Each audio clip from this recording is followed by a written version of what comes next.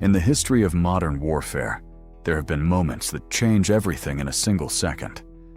February 28, 2026, 3:47 in the morning, Tehran time, was one of those moments. By the time the sun rose over Iran, the man who had ruled the country for 35 years was gone, and he was not alone. What the world witnessed that morning was not a single strike. It was a surgical dissection of an entire government.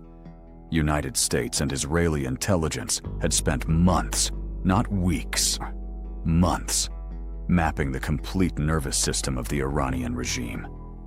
Every safe house, every emergency command node, every back channel, every alternate location where Iran's leadership would scatter the moment the first missile hit. They had mapped the escape routes. They had mapped the bunkers. They had mapped the secondary bunkers beneath the bunkers. And then, in a window of approximately 6 hours, they hit all of it simultaneously. The opening strike went straight to the top. Ayatollah Ali Khamenei, Supreme Leader of the Islamic Republic, Commander of the Revolutionary Guard, the single most powerful man in Iran for 3.5 decades, was killed in the first wave. His compound, which intelligence services had tracked for years, with a level of detail most nations reserve for their own heads of state, was struck with precision that left no margin for survival. The building did not collapse cleanly. It detonated. In the immediate aftermath, IRGC security teams scrambling toward the site encountered secondary strikes timed specifically to prevent recovery operations. The message was not ambiguous. This was not disruption. This was elimination. But Supreme Leader Khamenei was only the beginning. 49 senior military and political leaders were removed from the board in a single operational sequence.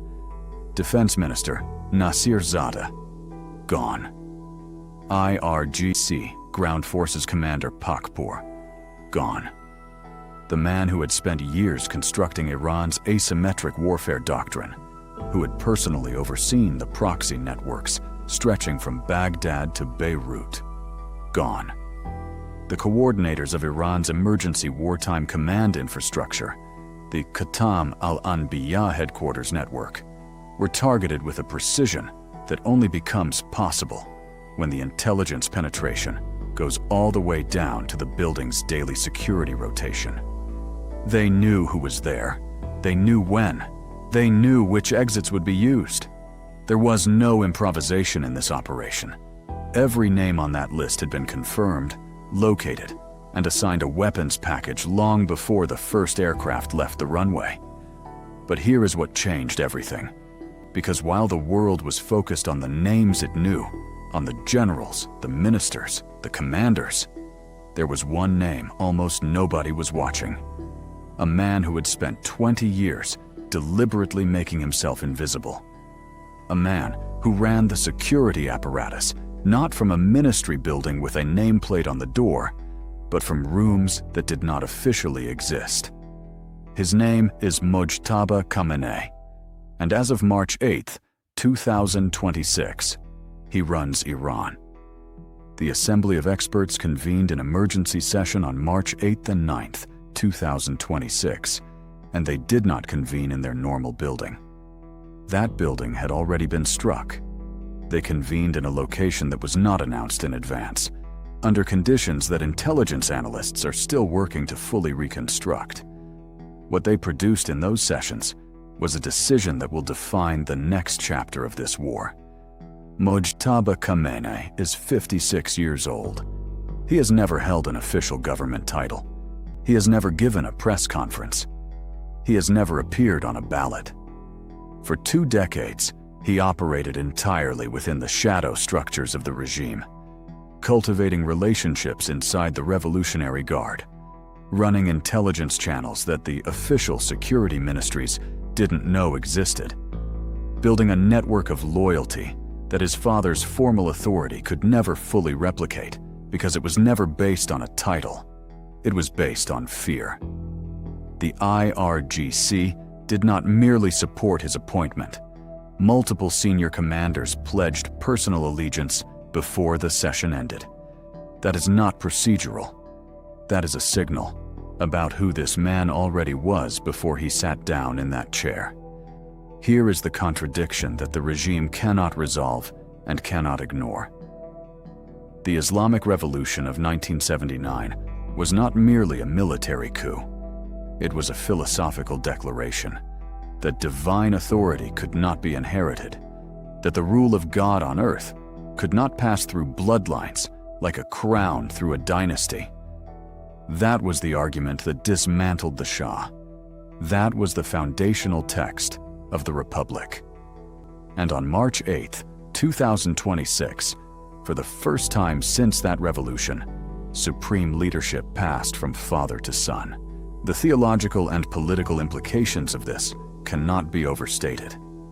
In a system that built its entire legitimacy on the rejection of dynastic succession, the regime just reinstated dynastic succession at the worst possible moment, in the middle of a military crisis, with half its command structure eliminated, with its air force destroyed, with its navy at the bottom of the Gulf, with its nuclear facilities degraded, with its economy hemorrhaging under oil prices that benefit everyone except Iran. The clerics who disagree will not speak publicly, not yet, but they are speaking privately. And those conversations happening right now in Qom, in Isfahan, in the seminaries where the regime's ideological authority is maintained, those conversations are the second front of this war, the one that does not appear on any radar screen. Inside Iran right now, there are two simultaneous crises unfolding in parallel. The first is military. The United States and Israel have achieved air superiority over Iranian territory. The IRGC is launching drones and missiles, but the targeting infrastructure that made those weapons precise is degraded. The command networks that coordinated proxy operations across Syria, Iraq, Lebanon, and Yemen, the networks that were dismantled inside a mountain 45 kilometers southeast of Tehran, those networks are broken. They can be rebuilt. But rebuilding takes time Iran does not currently have. The second crisis is legitimacy. Mojtaba Khamenei has the guns. He has the guard. He has the instruments of control. What he doesn't have, what cannot be transferred by emergency session, what cannot be declared in a statement, what his father spent 35 years accumulating through an architecture of fear and theology and political maneuvering, is the unquestioned right to speak in the name of God on earth. And in a theocratic state, that distinction is not ceremonial, it is structural. The United States and Israel achieved their immediate objective. The decapitation strategy worked at a tactical level that exceeded almost every pre-war assessment. 49 leaders, 6 hours, one operation. Strategies have second-order effects, and the second-order effect of removing the entire visible leadership of a 47-year-old revolutionary state is not necessarily the collapse of that state. Sometimes it is the emergence of something harder, something that has spent its entire existence in the dark, learning how to survive without visibility, without official structures, without the vulnerabilities that come with being seen. Mojtaba Khamenei is not his father. His father understood compromise as a tactical instrument. His father understood that the regime's survival sometimes required space, negotiation, the performance of flexibility. The son was built in the shadows of the Revolutionary Guard. He does not know that language. He knows one response to external pressure. And every military analyst watching this situation right now is asking the same question. America removed the head of the Iranian regime in one night. It took 6 hours and 49 names. What it placed in that chair instead may take years to fully understand. The throne belongs to the son now. The guard answers to him. The missiles still launch. The drones still fly. And somewhere in the chain of command that survived February 28th, in the parts of the network that the bombs didn't reach, in the rooms that weren't on the target list, the next decision is already being made. Whether that decision is escalation or endurance, or something the world has not yet anticipated? That is the question that will define not just this war, but the entire architecture of the Middle East for the next generation. Leave a comment below. Do you think Mojtaba Khamenei will push this war further? Or is the regime already past the point where escalation is even possible? The answer might be more complicated than either side wants to admit.